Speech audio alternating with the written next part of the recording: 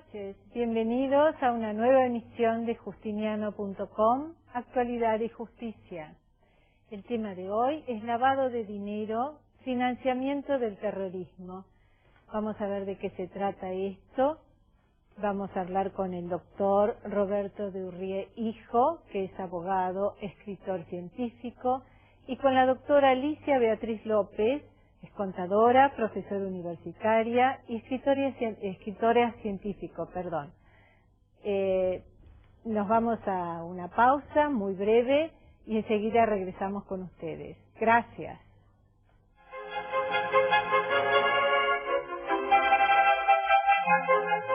Aquí estamos nuevamente. Buenas noches, ¿cómo les va? Buenas noches. Doctor Durie, quería hacerle una pregunta. ¿Qué es el lavado de dinero? ¿A qué nos referimos cuando mencionamos esto? Bueno, suponiendo, imaginémonos una organización criminal, delincuentes, que cometen delitos y toman dinero, secuestro, narcotráfico, compra-venta de armas de guerra, estafas. Todo ese dinero, para poder disfrutarlo, para poder comprarse un auto, un avión, un barco, una casa, necesitan lavarlo, sí, para que aparezca como si hubiese sido obtenido por un medio lícito. Ese es el lavado de dinero. ¿Y cómo se lleva a cabo este lavado de dinero? Bueno, hay muchos mecanismos. El lavado de dinero puede realizarse de diferentes maneras. Una muy sencilla, así como para comentar, por ejemplo, lotería. Una persona que gana la lotería, ¿no? Sí. Que compró su boleto, antes de ir a cobrarlo, lo agarra el lavador y le dice: dame el boleto de lotería, lo cobro yo y te doy una comisión. Entonces lo coloca en su declaración jurada como si el boleto de lotería lo hubiese ganado él. Entonces cuando alguien le pregunta ¿de dónde sacó ese dinero, todo ese dinero que usted tiene? Y bueno, me gané la lotería. Ese es un mecanismo muy sencillo como para que la gente pueda entender. De ahí hay el número de posibilidades que son muy complejas y derivados de esto, ¿no? Doctora, si alguien recibe una herencia y en el momento que la recibe o al tiempo descubre que gran parte de esos bienes de la herencia no fueron declarados impositivamente en vida de quien dejó esa herencia, ¿qué tiene que hacer esta persona? Declararlos, porque en definitiva es esta persona la que está ahora en posesión de los bienes, y para que exista el lavado de dinero tiene que haber un testaferro, una tercera persona. Si ellos están hoy en posesión de los bienes, lo que tienen que hacer es declararlos, porque hoy los bienes son suyos, no hay un ocultamiento. Y no tienen penalidad. No, tienen que declararlos, obviamente. Claro. Si no los declara va a tener la penalidad de haberlos No, pero al ir a declararlos no tiene ningún tipo de penalidad. Ok. ¿Y la posición argentina jurídica cuál es respecto a este tema? Bueno, no somos Panamá, pero tampoco somos Estados Unidos e Inglaterra, por decir algunos países que están muy por encima de nosotros. Somos un término medio, y esperemos que vayamos para arriba y no para abajo, como para no ser alarmistas ni nada, ¿no? ¿Y la postura internacional cómo es? ¿Es igual o bueno, todos los a la años Argentina? nos catalogan, hay organizaciones internacionales que catalogan a los países, y si bien todavía formamos parte de esas organizaciones internacionales, todos los años, o le diría que cada 3 meses, nos mandan una nota y nos dicen: tienen que mejorar en esto, tienen que mejorar en esto. Hay muchas cosas para mejorar, estamos en camino, esperemos que ese camino sea cada vez más rápido, ¿no? Por ejemplo, ¿mejoras de qué tipo? Y legislativas, ¿no? Es decir, fundamentalmente. Sí, muy pocos condenados, tenemos una ley que tiene un montón de deficiencias, que no se acomoda a lo que el mundo está pidiendo hoy, mayor capacitación, mayores recursos, que nuestra justicia actúe de manera más rápida, más expeditiva. Falta mucho todavía. El narcotráfico y las organizaciones criminales que lavan dinero se manejan con una tecnología, una rapidez y unos recursos que muchas veces son superiores a las de muchos países, ¿no? Esto es grave y es así, entonces hay que combatirlo con recursos y con energía, ¿no? Sí, claro. Y eso falta. No sé cuál es la opinión de la doctora, ¿no? Que en eso tiene mucha experiencia, fue 4 años presidenta de la Unidad de Información Financiera, justamente. Justamente por eso le iba a preguntar, ¿cuáles son los organismos nacionales y cuáles los internacionales que se ocupan de perseguir este delito? En la etapa de prevención hay muchos organismos. El organismo central es la Unidad de Información Financiera. Pero obviamente hay satélites como son los organismos de control o supervisión, tal como el Banco Central, la Comisión Nacional de Valores, la Superintendencia de Seguros, Superintendencia de FJP, las fuerzas policiales y de seguridad. Es decir, todos hacen a la prevención. Esto es a nivel nacional. A nivel nacional. A nivel internacional, digamos que es más que nada académico, ¿no? O sea, los organismos que fijan políticas o fijan medidas respecto de aquellos países que conforman estos organismos y tienen que cumplirlas. Ahora, perdón, estos organismos que fijan medidas y políticas, ¿tienen en cuenta que en cada país las leyes son diferentes? A ver, las normas que hay o las iniciativas internacionales no son taxativas. Las normas internacionales dice usted tiene que tener un tipo de delito bajo determinadas reglas. Y cada país debería estar analizando la iniciativa para ver cómo la incorpora. Previo a esto, debería haber un diagnóstico, cosa que en Argentina, por lo menos hasta donde yo sé, no existe. Existe. Entonces, si no hay un diagnóstico, y no sé en qué medida se lo utiliza el país para lavar dinero, por la carencia de causas judiciales o de sentencias firmes, me parece que eso es un tema a discutir, lo primero a discutir. Y a partir de eso, yo creo que el país tiene que adoptar las medidas necesarias de acuerdo a las circunstancias.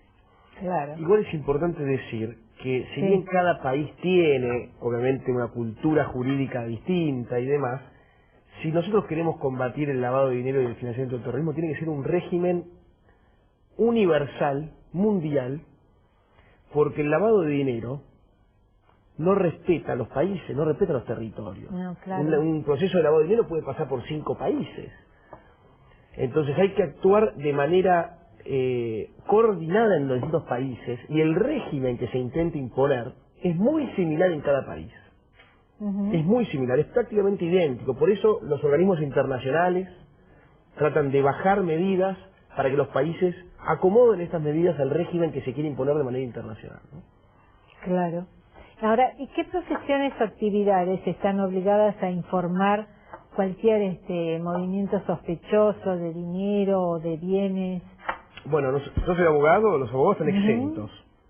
La doctora es contadora, la doctora está obligada. Una parte, aquellos que hacen auditoría externa o sindicatura. No todos los contadores hacemos auditoría externa y sindicatura, ¿no?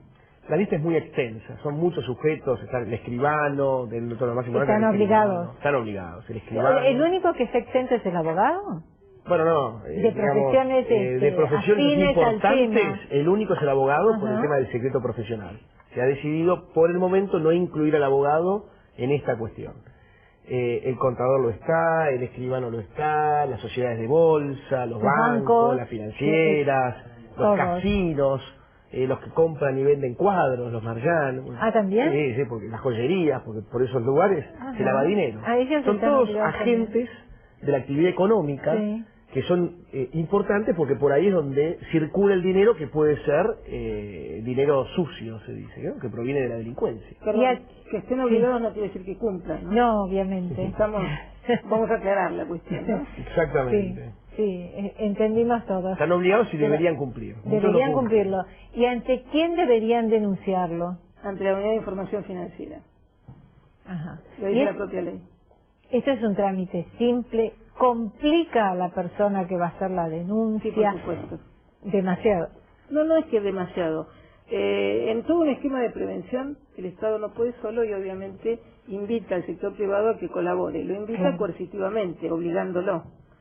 Hay actividades que están preparadas para aplicar los controles y hay actividades que no están preparadas. No es lo mismo una estructura de un banco que una estructura de una escribanía.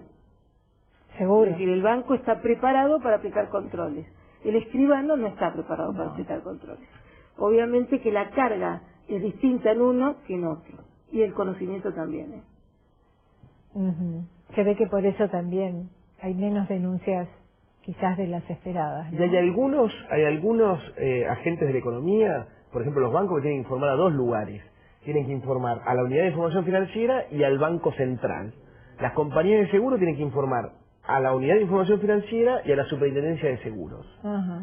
Es decir, hay algunos agentes que están obligados doblemente. Y ante la duda, si quieren, también pueden informar a un fiscal, ¿no? Claro. y hacer la denuncia correspondiente. Me permite disentir, doctor.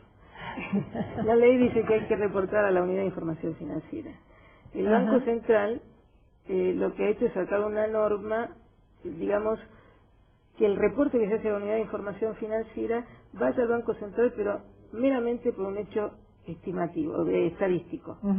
El reporte debe ir exclusivamente a la Unidad de Información Financiera. Que un órgano de control exija, pero específicamente por un tema estadístico, no tiene nada que ver. O sea, porque el propio Banco Central o cualquier órgano de control es sujeto obligado a reportar también. Muy bien, tenemos que ir a una pausa, enseguida vamos a continuar con esto. Para cualquier consulta, inquietud, sugerencia, pueden comunicarse con nosotros mediante nuestra dirección de mail, que es info@justiniano.com, o visitar nuestro sitio www.justiniano.com, o a través de nuestros teléfonos 4394-0000.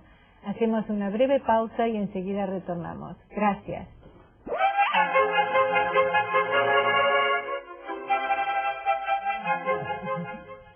Aquí estamos nuevamente. Les voy a mostrar el libro que ha escrito el doctor Durier, el lavado de dinero en la Argentina, y le vamos a preguntar a propósito, ¿qué penas se aplican por este delito en Argentina, doctor? Bueno, tenemos las penas administrativas y las penas del derecho penal. El derecho penal, penas de hasta 10 años de prisión, y pueden ser agravadas si intervienen funcionarios públicos, si intervienen más de 3 personas, más de 2 personas coordinadas, una serie de agravantes hay, ¿no? Sí. El tema es que la ley es fantástica en cuanto a las penas, uno dice, uy, qué barbaridad, pero después, en la realidad, no hay condenas, así que están pintadas de alguna manera. ¿Se conocen algunos casos? Sí, hay 1 o 2 casos de condena, inclusive por la ley vieja, por la ley anterior, ¿no? Acá es llamativo porque nuestro país fue uno de los primeros países del mundo, sí, y el primero de Latinoamérica en sancionar una ley penal de lavado de dinero, ¿no? En el año 89. Ahora, los que menos condenas tenemos somos nosotros. Fuimos los primeros en tener la ley. Qué paradoja. Pero en aplicar la ley somos los últimos. Entonces ahí hay una paradoja, ¿no?, de lo que es la ley, para cumplir de repente con la diplomacia internacional, y después realmente el interés político de querer aplicar esa ley. Claro. Pero, doctora, perdón. Yo creo que hace mucho más al conocimiento, a la capacitación.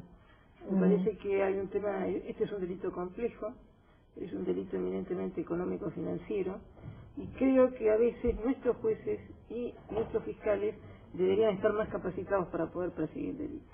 Esa es mi manera de entender, ¿no? La materia financiera no es materia fácil de entender. No, es cierto.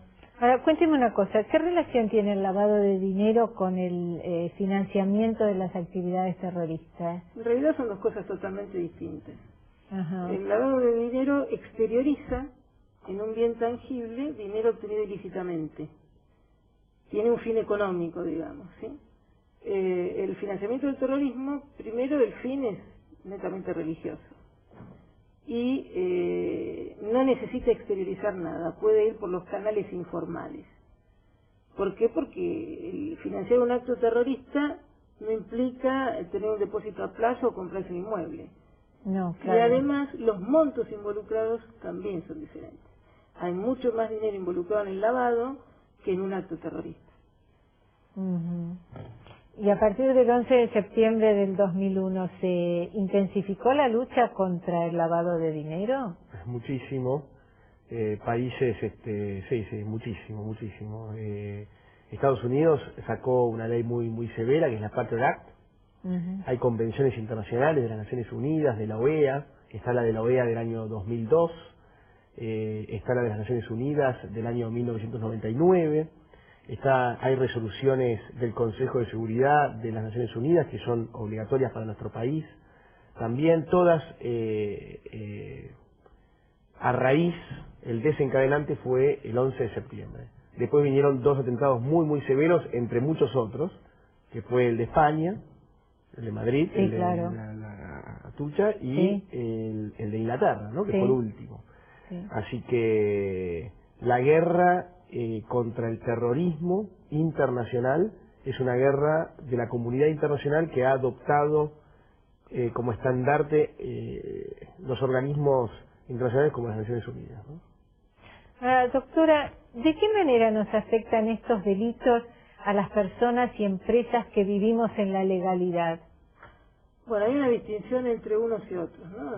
La persona jurídica, que es la empresa, obviamente hay una falta de libre competencia, hay un tema de distintas formas de distribución de la riqueza, hay efectos depresivos de la economía, etcétera, etcétera. Yo creo que las personas comunes, para explicarlo, digamos, con un ejemplo, lo afecta desde el punto de vista de la seguridad. Por ejemplo, usted la secuestra. Su familia paga un rescate. Sí. Ese rescate es invertido en un hotel. Eso es lavado. Producto de un secuestro. ¿Cómo afectó a la persona física? La afectó en su seguridad. De la misma forma, robos, de la misma forma desarmaderos de autos, de la misma forma la propia evasión. Ahora, usted, el ejemplo que da, ¿no? Secuestran, bueno, mi marido paga el secuestro, compran un hotel. Yo tengo entendido que hay distintos pasos para el lavado de dinero, que se pueden dar sucesivamente o todos al mismo tiempo, porque me imagino que no ha de ser tan fácil comprar un hotel sin poder justificar los fondos, porque tengo entendido que hay montos donde se debe dar aviso a distintos organismos.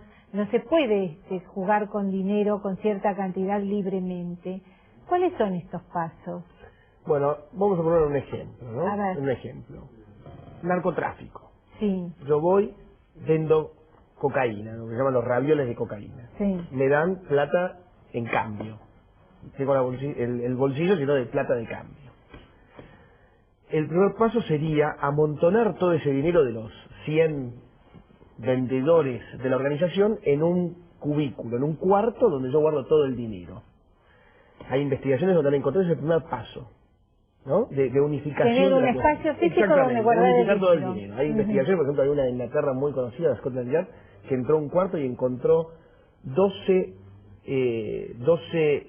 metros cuadrados de dinero. Tuvieron una cantidad de tiempo contando ese dinero. Me imagino. Bueno, encontraron el primer paso de lo que es el lavado de dinero. El segundo paso, una vez que yo tengo, el lavador tiene todo ese cúmulo de dinero, tiene que tratar de desmaterializar ese dinero, tratar de que sea un material, que sea un número, una cuenta, por ejemplo, ¿no? En un cheque o en un pagaré, en algún título, tratar de desmaterializarlo, porque con la desmaterialización de ese dinero yo puedo transportarlo de un lugar a otro, ¿no? Entonces el segundo paso es ese, es el tratar de desmaterializarlo, y puede ser a través de una cuenta bancaria que abra en algún lugar, con alguna sociedad offshore.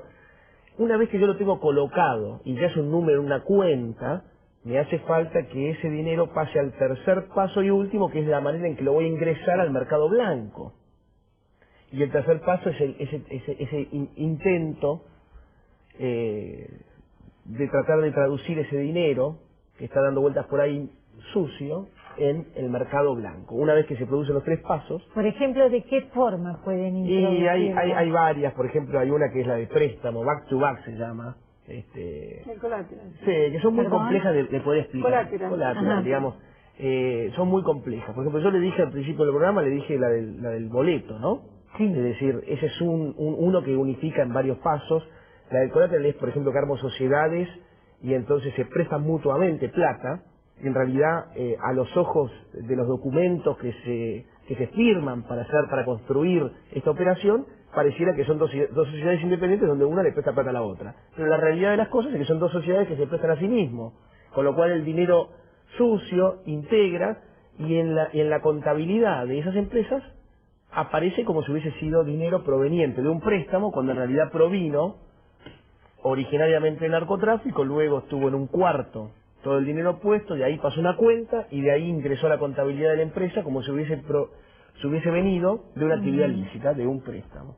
Ese es un ejemplo tratando de ser lo más sencillo posible, que es difícil porque el lavado es muy complejo, interviene en sociedades, distintos países, unas estructuras sí, muy complejas. Que a veces pasan por 3, 4 países antes de poder por supuesto salir a luz transnacional, pero a ver, si lo queremos hacer más fácil, esto ocurre totalmente. La figura del testaferrato es la más común, es decir, la persona que presta una cuenta, presta su nombre, tiene una actividad y puede obtener una ganancia adicional prestando esa actividad.